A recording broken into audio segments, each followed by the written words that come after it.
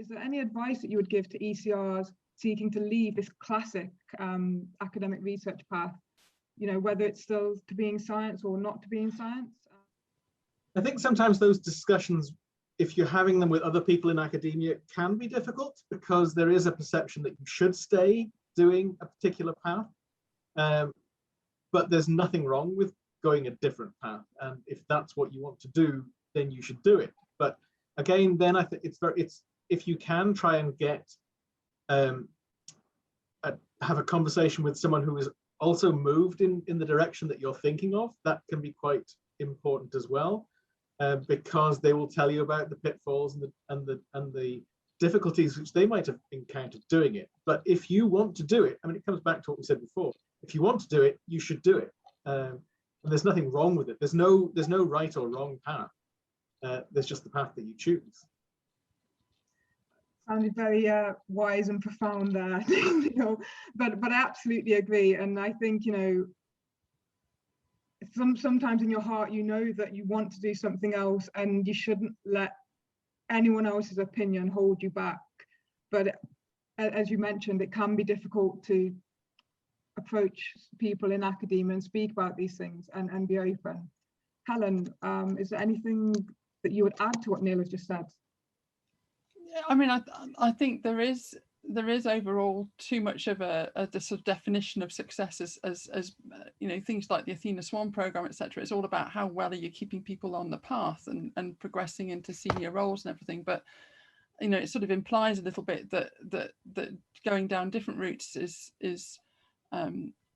you know, is not the optimal path. But of course we know that's not true, and certainly in my department, we're bringing sort of alumni of the department back to talk about these very diverse paths they've done. So take every opportunity to go to sessions that are by people that might have gone into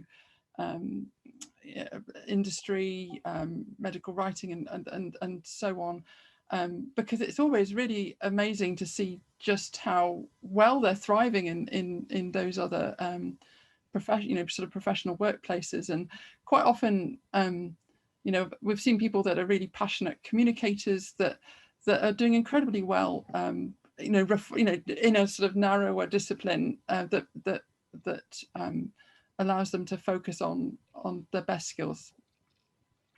And Chi, you might actually have some more insight on this, having been, you know, on a zigzag path yourself. So yeah. Is there anything that you would like to add?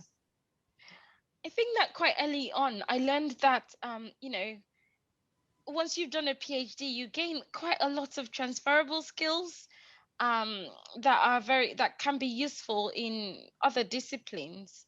And I guess, you know, so for example, if you like communicating, you go into medical communications or any other type of like communication type jobs. But then there's also consulting opportunities for people with a life science background.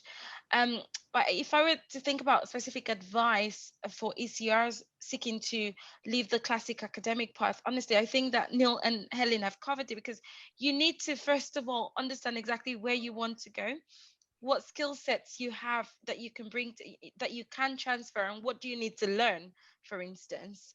Those are really important.